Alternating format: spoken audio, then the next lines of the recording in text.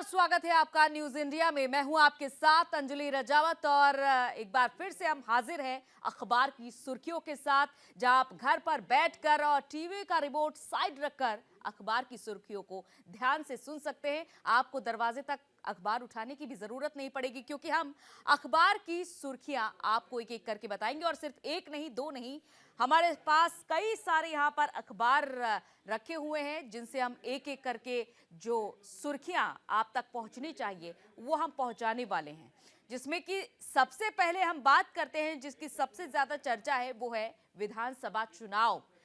महाराष्ट्र और झारखंड में आखिर क्या हुआ कल जब काउंटिंग हुई, रिजल्ट आए, वो हम आपको बताएंगे। अखबार की सुर्खियां आज कौन से अखबार ने किसे कहां जगह दी है। तो महाराष्ट्र में जहां भगवा सुनामी देखने को मिली, झारखंड में जेएमएम की आंधी चली, तो वहीं अमर उजाला और तमाम ऐसे अखबार हैं जिनसे हम सुर्खियां छांटकर आपको बताने वाले हैं।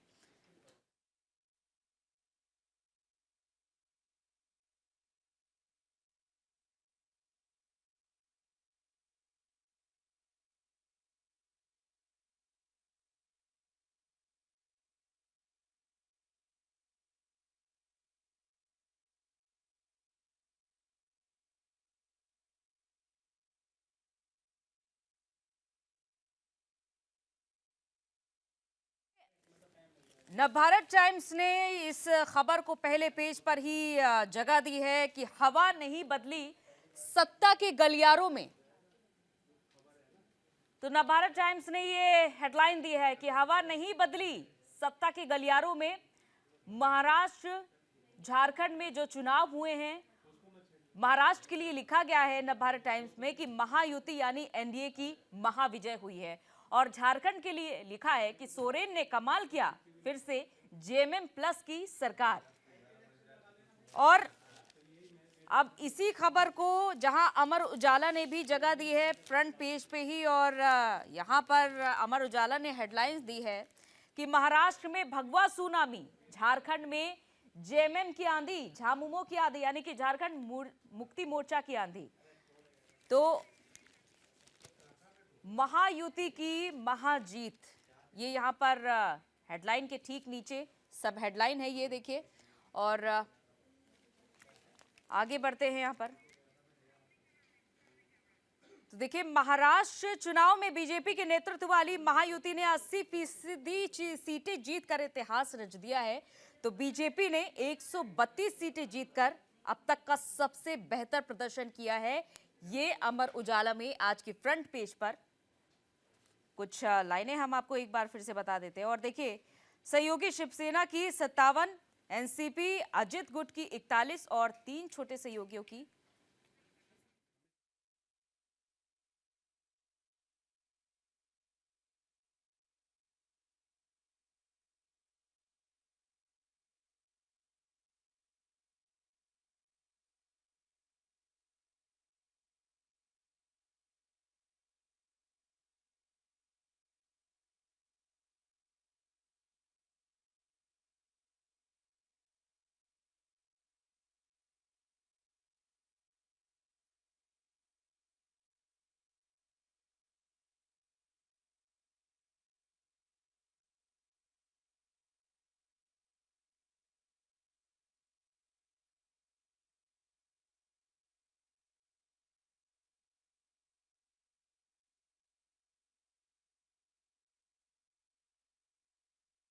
उजाला पर महायुति की महाजीत, ये सब हेडलाइन है। और एक येलो कलर का कॉलम है, इसमें दिया गया कि अब बीजेपी का बनेगा मुख्यमंत्री। तो देखिए, ये लिखा हुआ है कि महायुति में बीजेपी का सबसे अच्छा स्ट्राइक रेट है। 149 सीटों पर मैदान में उतरी है बीजेपी, और इसके बाद 132 सीटें हासिल की बीजेपी ने। ऐसे में इस बार उसका मुख्यमंत्री बनना तय माना जा रहा है, ये कह रहा है अमर उजाला। और पार्टी किसे मुख्यमंत्री बनाएगी ये अभी तय नहीं है, लेकिन फिलहाल आज इस सुर्खी में इस लाइन को जरूर जगह दी गई है कि अब बीजेपी का मुख्यमंत्री बनेगा। चलिए, अब यही खबर एनबीटी में किस तरह से है, इसे भी देख लेते हैं। तो देखिए, नव भारत टाइम्स में आप पहली हेडलाइन पढ़िए, हवा नहीं बदली सत्ता के गलियारों में। अब इसका मतलब क्या कहना चाह रहे हैं? हवा नहीं बदली सत्ता के गलियारों में, जरा ध्यान से पढ़िएगा। महाराष्ट्र उपचुनाव, झारखंड, कौन क्या कह रहा है, किसके बारे में क्या है, ये हम आपको जरा बता देते हैं। सबसे पहले देखिए महाराष्ट्र के बारे में, महायुति यानी कि एनडीए की महाविजय हुई है। चलिए अब बात करते हैं अपनी अगली सुर्खी की। समंदर की तरह लौटे सीएम पद की दौड़ में सबसे आगे देवेंद्र फडणवीस। महाराष्ट्र में बीजेपी के लिए आसान नहीं है सरकार का चेहरा तय करना। अब ये देखिए, ये अमर उजाला में इस खबर को जगह दी गई है।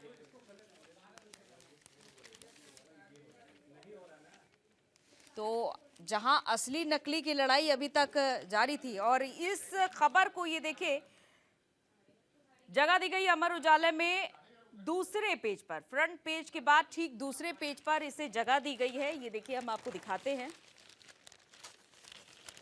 तो समंदर की तरह लौटे सीएम पद की दौड़ में सबसे आगे। तो देखिए इस खबर को यहां पर जगह दी गई है, समंदर की तरह लौटे सीएम की दौड़ में सबसे आगे। अब इस खबर को मैं विस्तार से जरा आपको बता देती हूं, आगे इस खबर में क्या लिखा हुआ है ये समझिए। महाराष्ट्र में 2 बार मुख्यमंत्री की कुर्सी संभाल चुके देवेंद्र फडणवीस की छवि बेदाग रही है और बीजेपी आलाकमान भी उन पर भरोसा जताता रहा है। और यही वजह है कि 2014 के विधानसभा चुनाव के दौरान पीएम नरेंद्र मोदी ने उन्हें देश को नागपुर का तोहफा दिया था और इस तोहफे ने उन्हें निराश नहीं किया। तब बीजेपी ने 122 सीटें जीती और सहयोगी दल शिवसेना को 63 सीटें मिली थी। और ये पहला मौका था जब महाराष्ट्र की राजनीति में बीजेपी अपने पुरानी सहयोगी शिवसेना को इतने अंदर से पीछे छोड़कर सही मायने में बड़े भाई की भूमिका निभा चुकी है। और हालांकि बीजेपी ने ये विधानसभा चुनाव में मोदी लहर में जीता है, लेकिन इसमें बतौर महाराष्ट्र बीजेपी अध्यक्ष फडणवीस का योगदान काफी अहम माना जा रहा है। ये यहां पर विश्लेषण किया है अमर उजाला ने अपनी इस खबर के जरिए, जिसमें पहली हेडलाइन यही लिखी हुई है कि समंदर की तरह लौटे और सीएम पद की दौड़ में सबसे आगे। अब हालांकि विश्लेषण तो तमाम किए जा रहे हैं तमाम अखबारों में, लेकिन देखना होगा कि महाराष्ट्र में सीएम पद की रेस में सबसे आगे असल में कौन आता है। चलिए अब खबरों में आगे बढ़ते हैं और बात करते हैं अपनी अगली सुर्खी की। यूपी उपचुनाव में बीजेपी गठबंधन को 9 में से 7 सीटें, गाजियाबाद में एक तरफा जीत, सपा को मिली 2 सीटें। अब इस खबर को कहां पर जगह मिली है तो देखते हैं, चलिए, क्योंकि यहां पर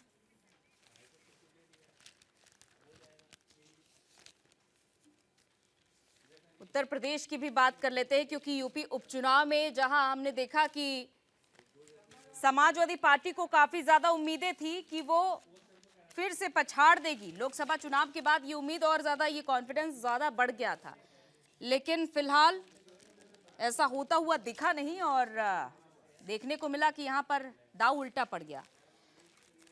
तो देखिए अब अमर उजाला के थर्ड पेज पर इस खबर को जगह दी गई है।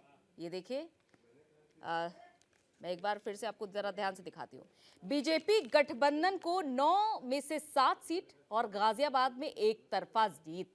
तो ये है अमर उजाला की हेडलाइन जो आप देख पा रहे हैं, थर्ड पेज पर इस खबर को जगह दी गई है। तो जरा सब हेडलाइंस भी पढ़ लेते हैं। यूपी विधानसभा उपचुनाव, सपा ने महज 2 सीटें जीती और आरएलडी ने अपनी सीट बचाई। मुस्लिम बहुल कुंदरकी में सपा उम्मीदवार की जमानत जब्त और सपा प्रत्याशी को 76.71% मत मिले। अब जरा खबर को विस्तार से पढ़ लेते हैं। यूपी विधानसभा उपचुनाव में 9 सीटों में से बीजेपी गठबंधन के खाते में 7 सीटें गई, जबकि सपा गठबंधन को 2 सीटों पर जीत हासिल हुई है और मुस्लिम बहुल कुंदरकी सीट भी बीजेपी के खाते में गई। सपा से इस सीट को छीन लिया बीजेपी ने। वर्ष 2022 के चुनाव के मुकाबले बीजेपी गठबंधन को 3 सीटों का फायदा हुआ है इस बार, जबकि सपा गठबंधन को इतना ही नुकसान हुआ है। ये बहुत अच्छी लाइन यहां पर दी हुई है। और गाजियाबाद में बीजेपी के संजीव शर्मा ने अपने निकटतम प्रतिद्वंदी सपा के सिंहराज जाटव को 69,351 मतों से हराया है। आरएलडी मीरापुर सीट बचाने में कामयाब रही है। बीएसपी का प्रदर्शन बेदम रहा है और वहीं आजाद समाज पार्टी काशीराम ने मीरापुर और कुंदरकी में ठीक ठाक उपस्थिति दर्ज कराई है। तो मीरापुर सीट आरएलडी प्रत्याशी मिथिलेश पाल ने 30,796 मतों से जीती है और दूसरे नंबर पर सपा की सुंबुल राणा रही हैं। तो ये मीरापुर सीट का जिक्र अभी फिलहाल किया जा रहा है। अब जीत का सेहरा देखिए, कुंदरकी का बार बार जिक्र हो रहा है उपचुनाव में। तो कुंदरकी में रामवीर सिंह, करहल में तेज प्रताप सिंह, सीसामऊ में नसीम सोलंकी, मीरापुर में मिथिलेश पाल, गाजियाबाद में संजीव शर्मा और खैर में सुरेंद्र दिलेर, फूलपुर में दीपक पटेल और कटेरी में धर्मराज निषाद, मांझवा में सुचिस्मिता मौर्य जीती हैं। चलिए अब अगली खबर का जिक्र कर लेते हैं। उपचुनाव में जीत पर सीएम जीत पर मिली, तो देखिए ये यहाँ पर सुर्खी दी गई है कि उपचुनाव में मिली जीत पर सीएम ने सपा और इंडिया गठबंधन पर साधा निशाना। कहा कि ये परिणाम लूट और झूठ की राजनीति के अंत की उद्घोषणा है। अब चलिए इस खबर को हम देखते हैं कि किस अखबार में किस पेज पर जगह दी गई है। तो फिलहाल अब यहाँ पर देखिए, सत्ता के पानी की होड़ में तमाम यहाँ पर बयानबाजियां भी होती रही अभी तक। तो लूट और झूठ की राजनीति के अंत की उद्घोषणा, ये हेडलाइन फिलहाल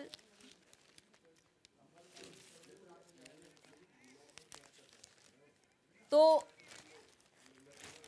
देखिए दैनिक जागरण अखबार में पेज नंबर 6 पर इस खबर को जगह दी गई है। दिखा देते हैं एक बार आपको इस खबर को। लूट और झूठ की राजनीति के अंत की उद्घोषणा, ये 6 नंबर पर जगह दी गई है दैनिक जागरण में इस खबर को। अब चलिए ये खबर अंदर से क्या कह रही है, जरा हम ये भी पढ़ लेते हैं एक बार।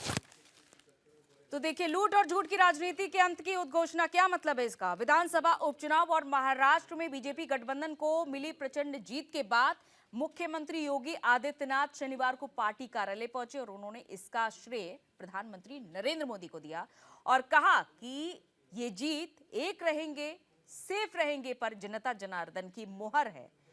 प्रधानमंत्री को राम और राष्ट्र का आराधक बताते हुए प्रदेश की तरफ से बीजेपी के विजय उत्सव में 7 कमल रूपी पुष्प अर्पित करने की उन्होंने बात भी कही है। और यहां पर भी सीएम योगी आदित्यनाथ ने कुंदरकी की जीत का जिक्र किया है। हो भी क्यों ना, यहाँ पर जो कि मुस्लिम बाहुल क्षेत्र भी है कुंदरकी, अयोध्या में वो कुंदरकी क्षेत्र आता है, तो ऐसे में समझा जा सकता है कि जो जख्म था अयोध्या लोकसभा सीट जाने का, वो यहाँ पर कुछ हद तक भर चुका है।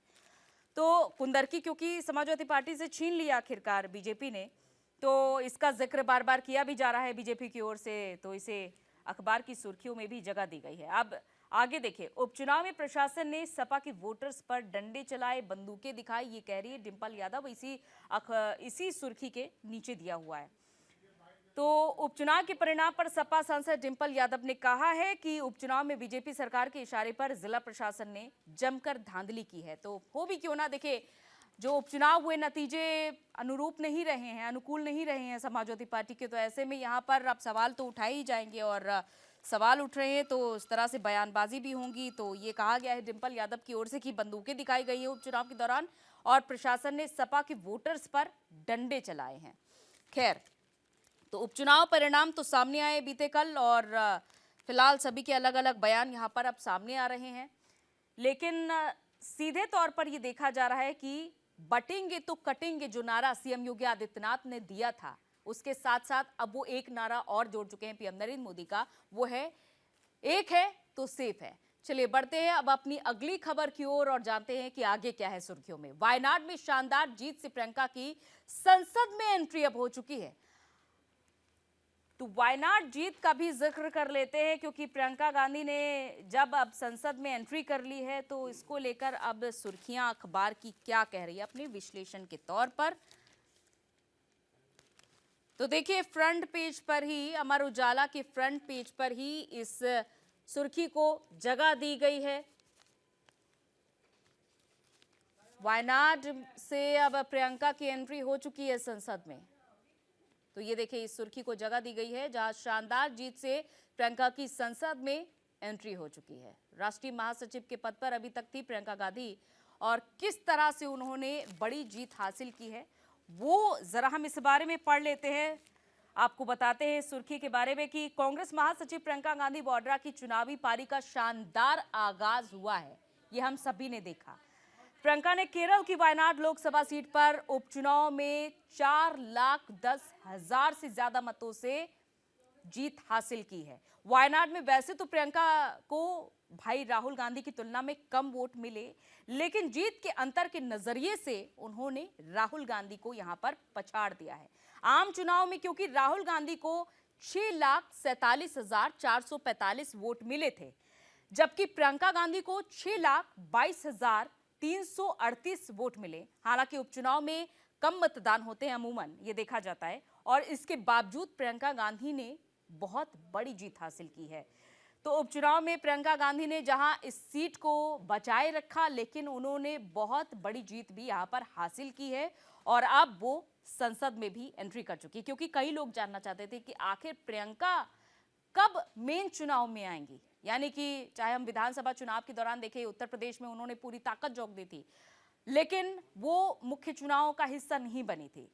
इस बार भी लोकसभा चुनाव में उन्हें नहीं देखा गया, लेकिन राहुल गांधी ने जब वायनाड सीट छोड़ी, उसके बाद प्रियंका गांधी वायनाड सीट से उपचुनाव लड़ी और बड़े मतों से उन्होंने जीत हासिल की है। भले ही उपचुनाव में वोटिंग परसेंटेज कम रहता है मुख्य चुनाव की अपेक्षा, लेकिन प्रियंका गांधी ने कहीं ज्यादा मत हासिल किए हैं और लोकप्रियता उनकी देखी जा रही है। तो वहीं बीजेपी की उम्मीदवार नव्या हरिदास की भी बात कर लेते हैं, जो कि यहां पर तीसरे नंबर पर रहीं और उन्हें 1,09,939 वोट ही हासिल हो पाए हैं।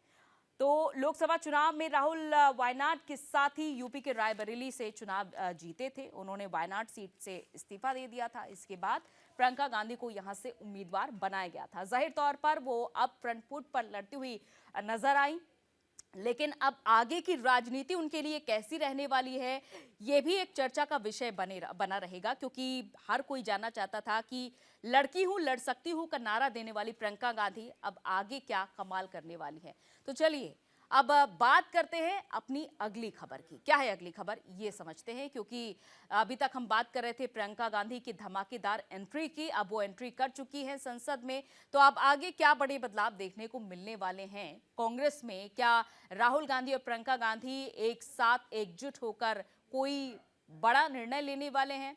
क्योंकि दक्षिणी हिस्से में कांग्रेस की राजनीति बेहद खास मानी जाती है। चलिए अब बात करते हैं अगली खबर की। केजरीवाल ने पंजाब उपचुनाव में जीत को सेमीफाइनल बताया। जीत को सेमीफाइनल बता रहे हैं दिल्ली के पूर्व सीएम अरविंद केजरीवाल। अब इस सुर्खी को अखबार में कहां पर जगह दी गई है, कौन कौन से अखबार में इस सुर्खी को किस नंबर पर रखा गया है, ये भी समझ लेते हैं।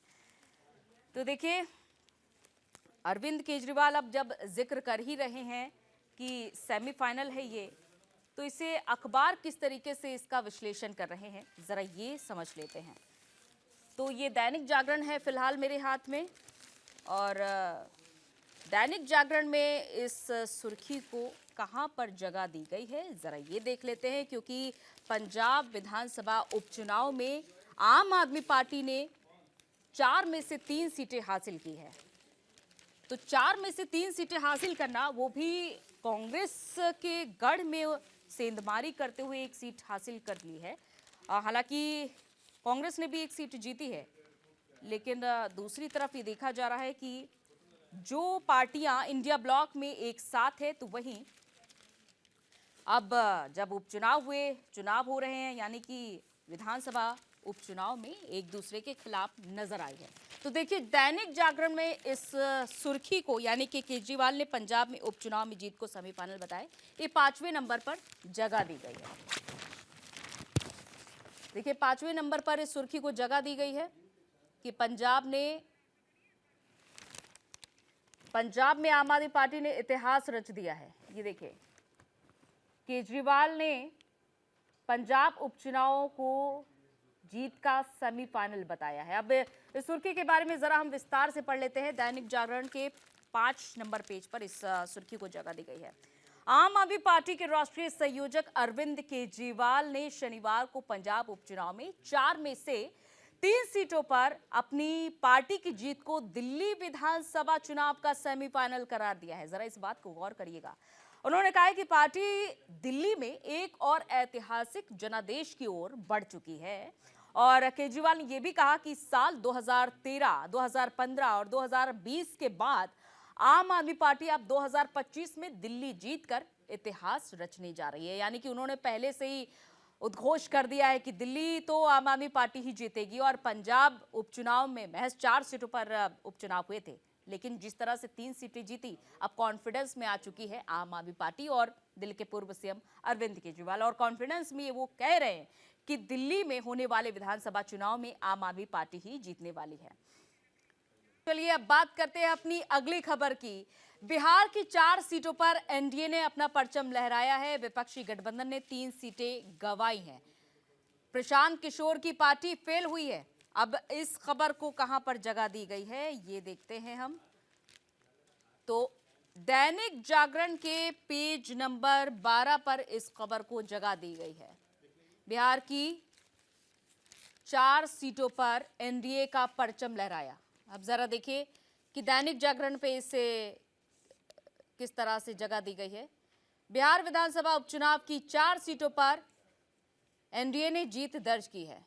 ये देखिए, तो दैनिक जागरण में यह हेडलाइन दी गई है। अब जरा इसे ध्यान से पढ़ते हैं। लोकसभा चुनाव में 4 विधायकों के सांसद चुने जाने के कारण रिक्त हुई सीटों पर 13 नवंबर को हुए बिहार में विधानसभा उपचुनाव का बीते कल परिणाम आ गया है और चुनाव आयोग ने 4 विधानसभा क्षेत्र जिसमें कि तरारी, रामगढ़, बेलागंज, इमामगंज का परिणाम घोषित कर दिया और सभी 4 सीटों पर एनडीए के प्रत्याशी विजेता घोषित किए गए हैं और इसके साथ ही 38 प्रत्याशियों के भाग्य का निर्णय भी हो चुका है।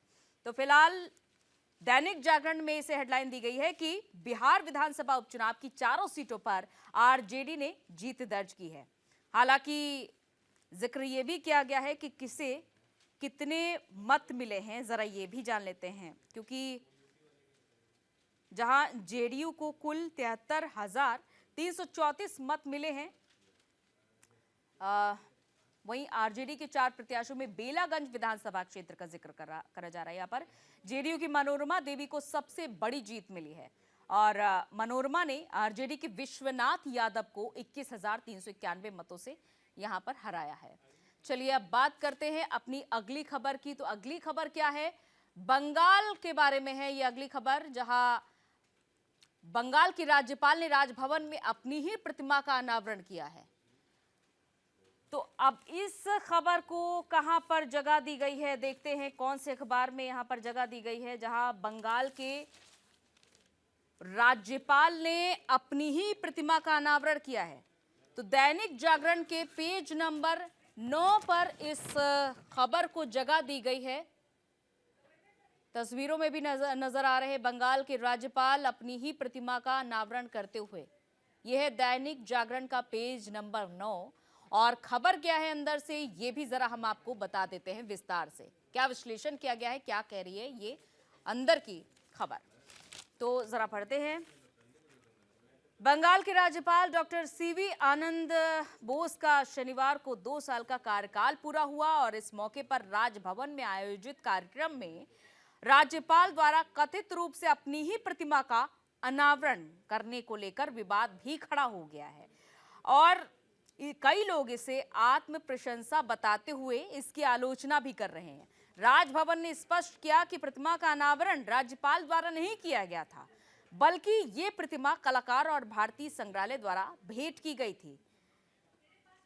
तो राजभवन ने स्पष्ट कर दिया है कि राज्यपाल ने इस मूर्ति का अनावरण नहीं किया है, लेकिन दूसरी तरफ अब इस बात की आलोचना भी चारों तरफ हो रही है। भाई खबर निकल कर आई है तो सुर्खियां भी बनेंगी और यहाँ पर आलोचना भी होगी। तो जहां तृणमूल ने कहा है कि ये सुर्खियां बटोरने के लिए किया गया लगता है और सवाल यह है कि उनका अगला कदम क्या होगा, क्या वो अपनी मूर्ति पर खुद फूल चढ़ाएंगे? तो फिलहाल इसे अपमानजनक बताया जा रहा है, लेकिन इसको लेकर ये स्पष्ट कर दिया गया है राजभवन की तरफ से कि ये सिर्फ और सिर्फ खबर है, ऐसा कुछ भी नहीं हुआ है, बल्कि ये मूर्ति उन्हें भेंट की गई थी सम्मान स्वरूप। 2 साल का उनका कार्यकाल पूरा हो चुका है राज्यपाल का, और वो सिर्फ और सिर्फ इस मूर्ति को देखने के लिए पहुंचे थे, ना कि उन्होंने इस मूर्ति का अनावरण किया था। हालांकि टीएमसी अब इस मामले को अच्छी तरीके से भुना रही है, और कैसे राजनीतिक दल कोई भी मामले को भुनाते हैं देखा जाता ही अक्सर। और इधर बंगाल विधानसभा उपचुनाव में टीएमसी ने सभी सीटें जीत ली है। अब इस सुर्खी को हेडलाइन के तौर पर कैसे पेश किया गया है, कौन से अखबार में, ये देख लेते हैं, समझ लेते हैं जरा कि बंगाल विधानसभा चुनाव को लेकर, उपचुनाव को लेकर यहां पर सुर्खियां क्या कह रही है। तो पश्चिम बंगाल में भी विधानसभा उपचुनाव हुए, जहां पर टीएमसी ने बड़ी जीत हासिल की है। तो चलिए इस खबर को भी हम जरा ध्यान से देख लेते हैं।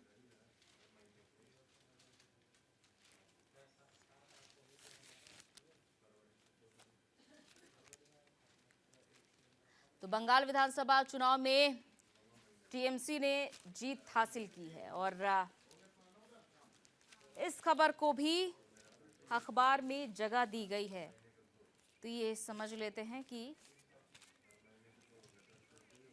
क्योंकि विधानसभा उपचुनाव हुए और इधर देखा गया कि पश्चिम बंगाल की बड़ी पार्टी मानी जाती है, क्षेत्रीय पार्टी भी है टीएमसी और बड़ी पार्टी भी मानी जाती है, तो बड़ी जीत हासिल की है। चलिए अब अगली खबर की बात कर लेते हैं। एक है तो सेफ है, कोई ताकत 370 को वापस नहीं ला सकती, ये कल पीएम नरेंद्र मोदी ने अपने संबोधन के दौरान कहा था। अब ये जो है अखबार की सुर्खी आज की बन चुकी है, एक है तो सेफ है, पीएम नरेंद्र मोदी की ये वक्तव्य, और इस खबर को कहां पर जगह दी गई है अखबार में, ये हम देख लेते हैं। तो टटोलते हुए हम पहुंच चुके हैं नवभारत टाइम्स में, और ये फ्रंट पेज के निचले हिस्से में ही इस खबर को देखिए जगह दी गई है।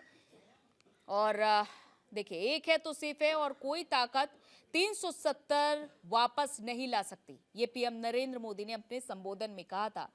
और अब आगे इस खबर को विस्तार से हम जरा पढ़ते हुए आपको बताते हैं कि क्या लिखा हुआ है। चुनाव में, विधानसभा चुनाव में एनडीए की प्रचंड जीत के बाद प्रधानमंत्री नरेंद्र मोदी दिल्ली में बीजेपी हेडक्वार्टर पहुंचे, और पीएम नरेंद्र मोदी ने देवेंद्र फडणवीस को परम मित्र भी बताया। अजित पवार और एकनाथ शिंदे की तारीफ की, लेकिन एक बात गौर करिएगा कि फडणवीस को उन्होंने परम मित्र बताया है।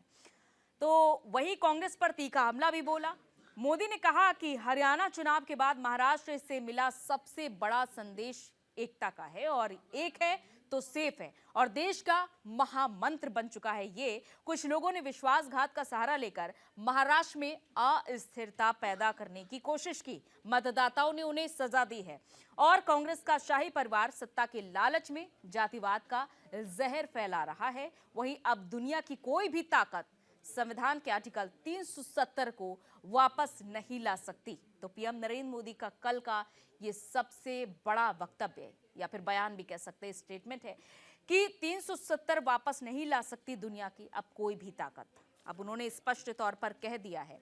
एक तरफ एक है तो सेफ है का नारा लगातार पीएम नरेंद्र मोदी देते रहे, और तमाम जितने भी बड़े नेता हैं बीजेपी के, उन्होंने इस नारे का समर्थन किया। सिर्फ नेताओं ने ही नहीं, बल्कि संत समाज ने भी खुलकर इस नारे का समर्थन किया कि एक है तो सेफ है। खुद सीएम योगी आदित्यनाथ जो बटेंगे तो कटेंगे के नारे के साथ सामने आते हैं, और इसके बाद फिर इस नारे का जन्म होता है, यानी कि एक है तो सेफ है।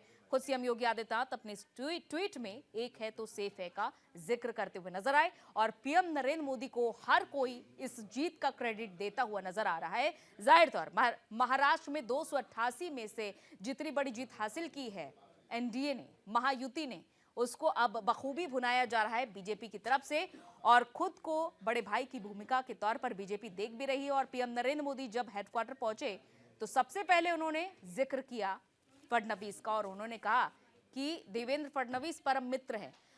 अब आगे बढ़ते हैं और जानते हैं कि अगली खबर क्या है। जनादेश से लगा संविधान की नकली हितैषियों की दुकान पर ताला, अमित शाह का यह बयान आया है।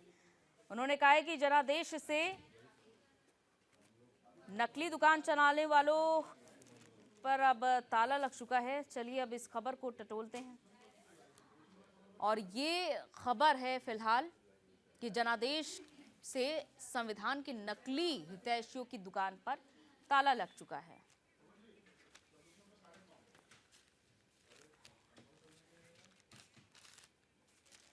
तो महाराष्ट्र विधानसभा चुनाव में जितनी बड़ी जीत हासिल की है महायुति ने, उसको लेकर अब अलग अलग बयानबाजियां भी देखने को मिल रही है। और देखिए, गृह मंत्री अमित शाह की भी ओर से ये टिप्पणी की गई है कि नकली संविधान चलाने वालों की दुकान पर अब ताला लग चुका है।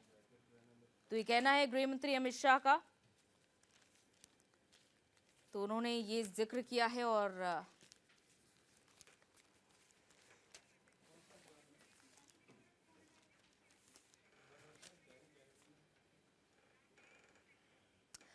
तो गृह मंत्री अमित शाह का यह कहना है कि नकली हितैषियों की दुकान पर अब ताला लग चुका है और उनका ये बयान सामने आया है। महाराष्ट्र में एनडीए की प्रचंड जीत हुई और इसके बाद आपने देखा कि जो पार्टी 2019 में कहीं पिछड़ गई थी, लेकिन लंबे सब्र के बाद, लंबे इंतजार के बाद अब एक नारे के साथ जब ये पार्टी आती है, यानी कि बीजेपी बड़ी जीत हासिल करती है। 88% स्ट्राइक और 133 के करीब सीटें जीतने वाली बीजेपी अब बड़ी पार्टी बन चुकी है महाराष्ट्र की। चलिए अब आगे बढ़ते हैं खबरों में और बात करते हैं प्रदूषण के बारे में, क्योंकि प्रदूषण फिर से गंभीर हो चुका है और स्कूल खोलने के आसार भी कम नजर आ रहे हैं। अब इस खबर को किस अखबार में कहां पर जगह दी गई है ये हम जरा देख लेते हैं। जहां नवभारत टाइम्स में देखिए, इस खबर को फ्रंट पेज पर ही जगह दी गई है। फ्रंट पेज पर ही देखिए जगह दी गई है, क्योंकि प्रदूषण अब गंभीर स्थिति में पहुंच चुका है और इसका भी जिक्र किया जा रहा है। देखिए, स्कूल खुलने के आसार कम नजर आ रहे हैं और ये कहा जा रहा है। और अब इस खबर को जरा हम विस्तार से भी जान लेते हैं। तो 2 दिन बाद दिल्ली में प्रदूषण फिर बढ़कर गंभीर स्तर पर पहुंच गया है और ग्रैब के रिवाइज्ड होने के बाद सोमवार को दिल्ली एनसीआर में स्कूल खुलने का संशय बरकरार है। यानी कि संशय इसलिए बरकरार है, प्रदूषण बढ़ा हुआ है, ऐसे में स्कूल दोबारा से खुलेंगे या नहीं खुलेंगे, ये सवाल हर किसी के जहन में है। तो सोमवार को सुप्रीम कोर्ट में सुनवाई पर इस बारे में कोई फैसला हो सकता है। और वहीं नोएडा में 12वीं तक के स्कूल सोमवार तक और गाजियाबाद में भी फिलहाल ऑनलाइन मोड तक ही क्लासेस जारी रहेंगी। AQI का भी जिक्र कर लेते हैं, क्योंकि दिल्ली में शनिवार को AQI 412 रहा है और सुप्रीम कोर्ट एक बार फिर से प्रदूषण के मामले में सुनवाई करेगा सोमवार को। तो देखिए, स्कूल खुलने के आसार नजर नहीं आ रहे हैं। और किस अखबार में इस सुर्खी को जगह दी गई है, देखिए, क्योंकि जरूरी है ये जान लेना। उत्तर भारत की आबो हवा बेहद खराब है, अमर उजाला में भी इस खबर को जगह दी गई है। जरा हम आपको फिर से बता देते हैं। तो अमर उजाला में इस खबर को हेडलाइन के तौर पर पेश किया गया है, उत्तर भारत में हवा बेहद खराब, दिल्ली में फिर बिगड़े हालात, AQI 412। अब इस खबर को जरा हम आपको विस्तार से बता देते हैं। उत्तर भारत के ज्यादातर क्षेत्र में आबो हवा खराब बनी हुई है और जैसा कि मैंने आपको बताया कि शनिवार को AQI 412 दिल्ली में दर्ज किया गया था और सोमवार को यहां पर स्थिति कुछ ठीक नहीं रही है। तो चलिए अब बढ़ते हैं अपनी अगली खबर की ओर, क्योंकि गौतम बुद्ध नगर में प्रदूषण का स्तर अभी भी गंभीर बना हुआ है और इसे देखते हुए स्कूल बंद करने के निर्देश फिलहाल दिए गए। अब अगली खबर क्या है, रिश्वत मामले में अमेरिकी एजेंसी के आरोपों पर अडानी को समन, 21 दिन में जवाब मांगा गया है। तो अडानी ग्रुप के लिए मुश्किलें लगातार बढ़ी ही हुई है और अमेरिका की ओर से समन भी भेजा गया है और इसको लेकर के जवाब भी मांगा गया है। अब अडानी की ओर से, गौतम अडानी की ओर से क्या इस पर जवाब आता है, क्या टिप्पणी आती है, ये फिलहाल देखना होगा। और क्योंकि कुछ दिन पहले देखा गया था कि राहुल गांधी बाकायदा प्रेस कॉन्फ्रेंस भी करते हुए नजर आए थे और उन्होंने अपनी प्रेस कॉन्फ्रेंस में ये भी कहा था कि अब अडानी की गिरफ्तारी होनी चाहिए।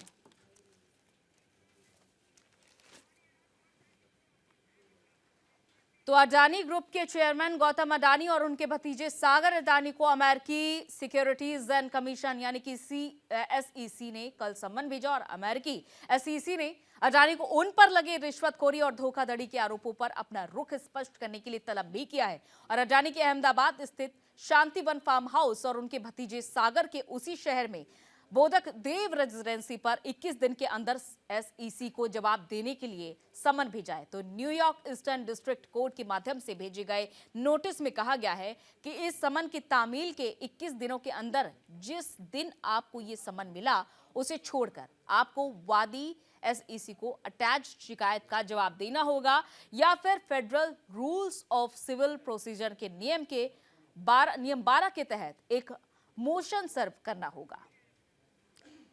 अब चलिए बात करते हैं अपनी अगली खबर की। गश्त कर रहे सिपाही की पुलिस बूथ के पास चाकू से ताबड़तोड़ वार करके हत्या कर दी गई। तो ये खबर सामने आई है और इस खबर को जगह दी गई है दैनिक जागरण में।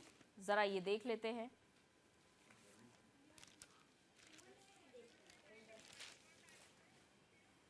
तो कानून व्यवस्था देखिए किस तरीके से चरमराई हुई है, ये समझा जा सकता है।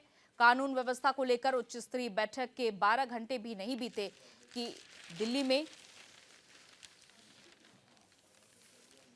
बदमाशों ने पुलिस बूथ से महज 200 मीटर दूर सिपाही की चाकू से गोदकर हत्या कर दी।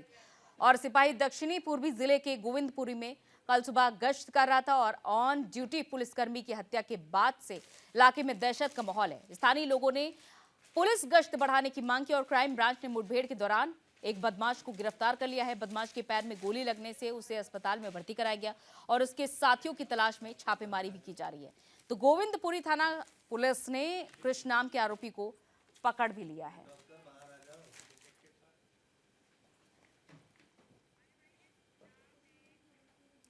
अगली खबर क्या है ये भी जान लेते हैं। पर्थ में यशगान जायसवाल राहुल ने जोड़े 172 रन और भारत की बढ़त 200 के पार। तो यहां पर ऑस्ट्रेलियाई धरती पर सीरीज के पहले टेस्ट मैच में भारतीय क्रिकेट टीम दूसरे दिन शनिवार को ड्राइविंग सीट पर आ गई है। पहली पारी में महज 150 रन पर आउट होने वाली टीम इंडिया ने गेंदबाजों के दम पर ऑस्ट्रेलिया को पहली पारी में 104 रन पर समेटकर 40 रन की बढ़त हासिल कर ली और दूसरे दिन का खेल खत्म होने तक यशस्वी जायसवाल और केएल राहुल की भारतीय ओपनिंग जोड़ी ने ऑस्ट्रेलियाई गेंदबाजों को कोई मौका दिए बिना नॉट आउट 172 रन जोड़ दिए थे और इसके साथ ही भारतीय टीम की कुल बढ़त 218 रन पर पहुंच गई, जिसमें उसे अब जीत की खुशबू आने लगी है।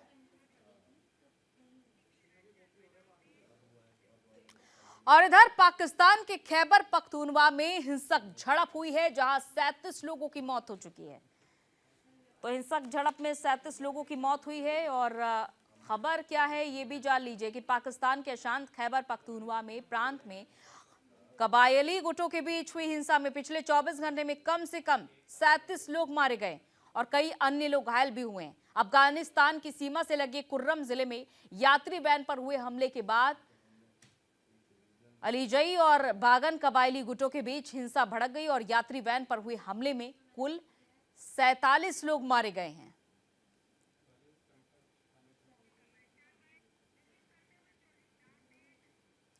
तो आपने फिलहाल जाना कि अखबार में कौन सी खबर को कहां पर जगह दी गई है और सुबह फिलहाल आपकी कुछ ऐसी ही बीते कि हर रोज बने रहिए न्यूज इंडिया के साथ। तमाम खबरों के साथ हम हाजिर होंगे इस छोटे से ब्रेक के बाद।